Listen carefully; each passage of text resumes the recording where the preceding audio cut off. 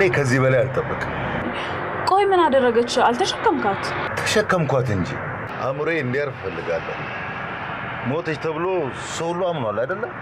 እንዴት ነው የምናደርገው? ተቀበረች የተባለችበት ቦታ የእውነት እንቀብራታለን። ደግሞ እኔ ሳልሽ ልብስ መቀየር ጀመርሽ? ያውልቀው ሰምኛለሽ? ምንም ልብስ ብትቀይሪ አታምሪ፣ ብትታጠቢ ማጽጅ። ሼባውን ንብረቱን በሙሉ በእኔ ስም ሊያደርግልኝ ነው። ለምን ፈልጉ? ናቲ ይባላል የገዙ ልጅ።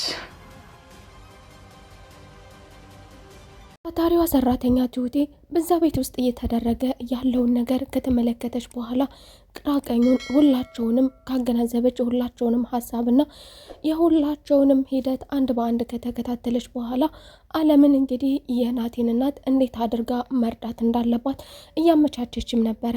ታዲያ ነገሮቹ እንዲመቻቹላት ይህች ምስኪን ሴትዮ ከዛ ቤት ለማውጣት ስትል የግድ መተናነስና የግድ መሆን ያለባትና የግድ ማጥናት ያለባትንም ነገር እያጠናችና አባቢ እንዲረዳትም ለሱም ነግረው ነበረ።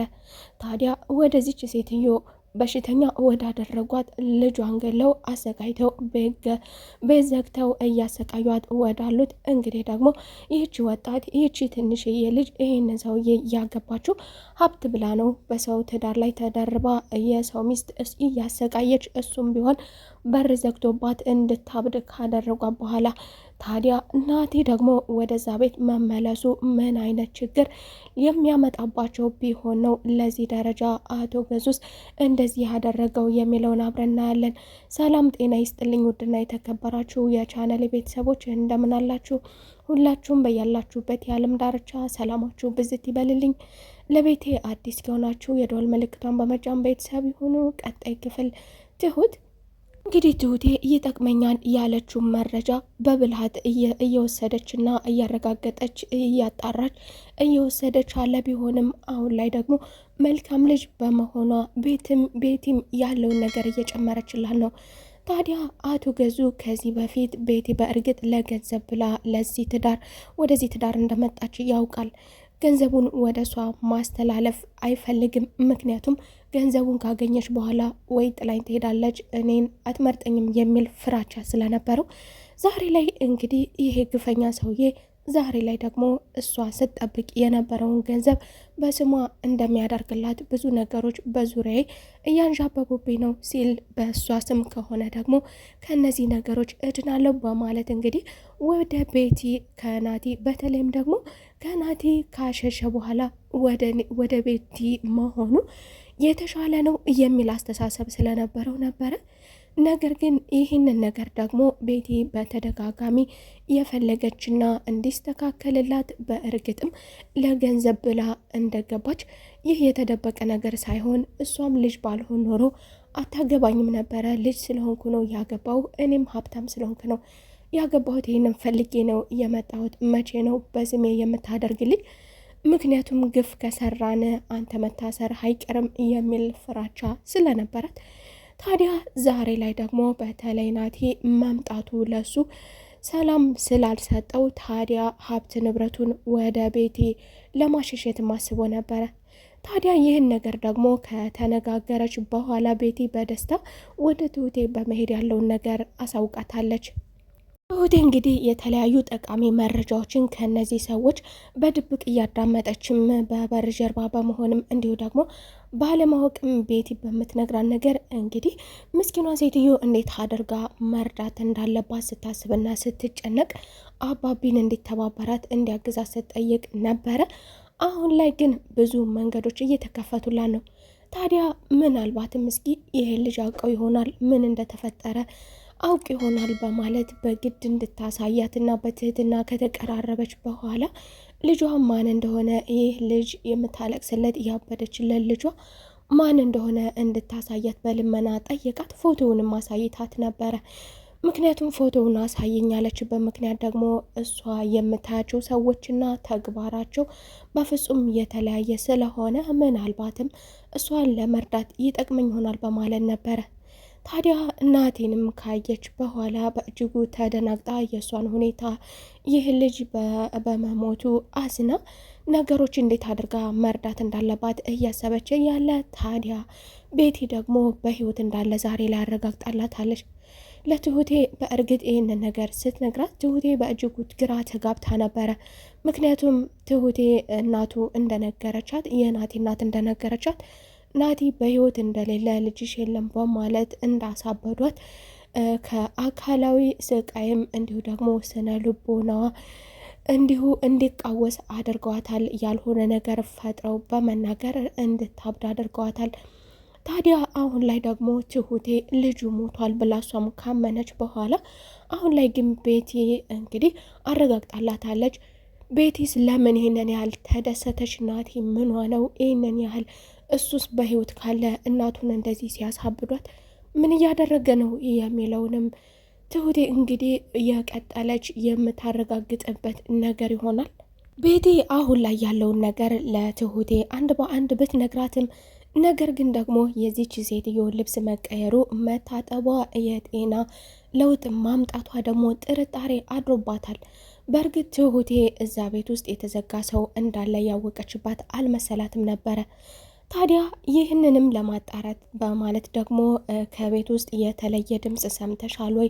ያየሽው ነገር የለም ወይ? እየመጣ ሰው ነበረ እንዴ? በማለትም ጠይቃን ነበረ።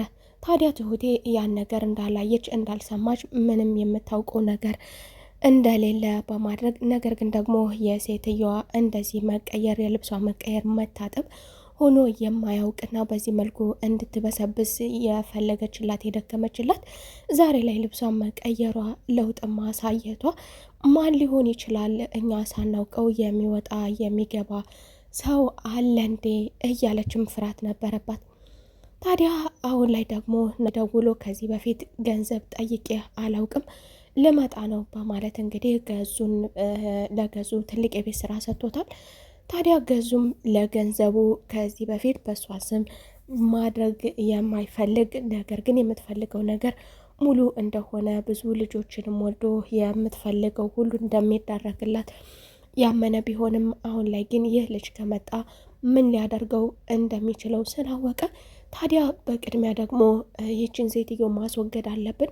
ሰዎችን ማህበረሰቡ በሙሉ ይህች ሴትዮ እንደሞተች አምነዋል። ስለዚህ ለምን እውን አናደርገውም በማለት እንግዲህ መቀበሪያዋን በቅርቡ እንደሚያደርጉት በቅርቡ እንደሚገሏትም እየተናገሩ ነበረ።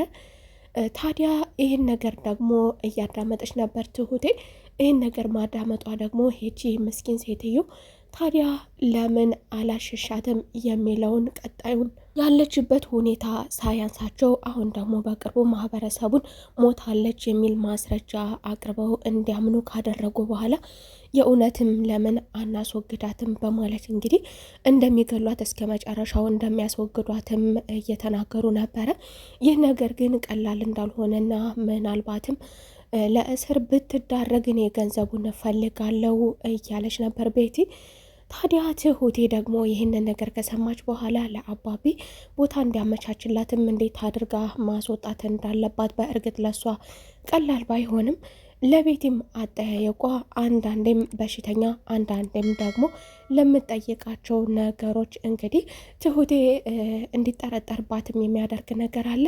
ነገር ግን ቀልዴ ነው በማለት መመለሷና እንዲሁም ደግሞ ከዚህ በፊት ከሰካራም ጋር የኖርሽ ትመስያለሽ እንድትልም አድርጓታል።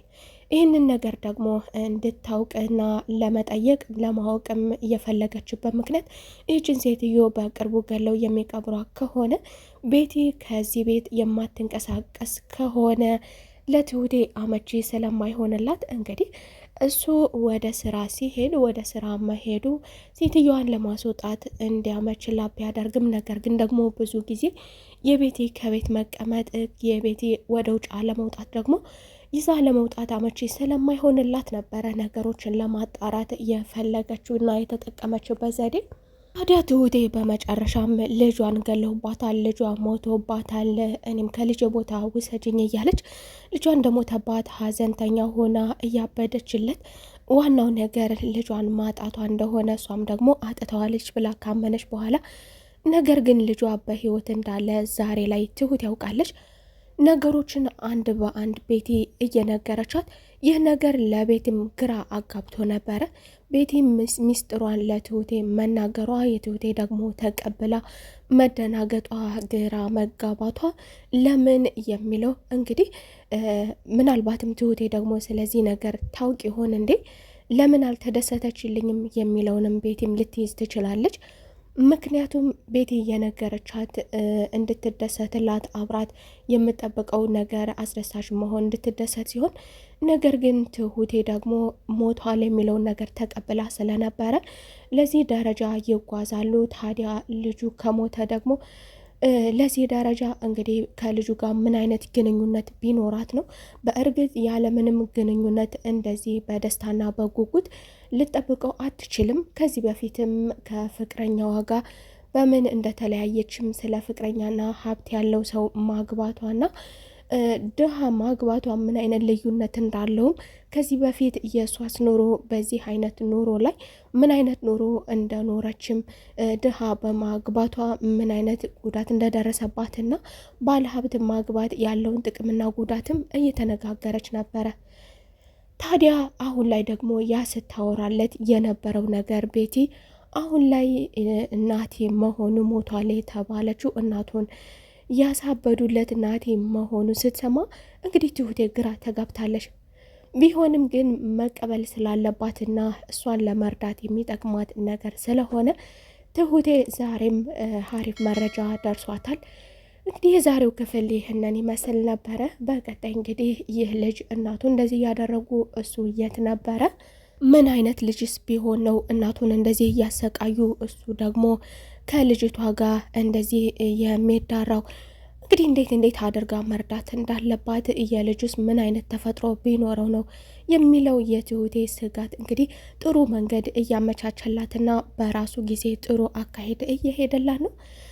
እንግዲህ የዛሬው ክፍል ይህንን ይመስል ነበረ። በቀጣይ ክፍል ተመልሰን እስከምንገናኝ መልካም ቆይታ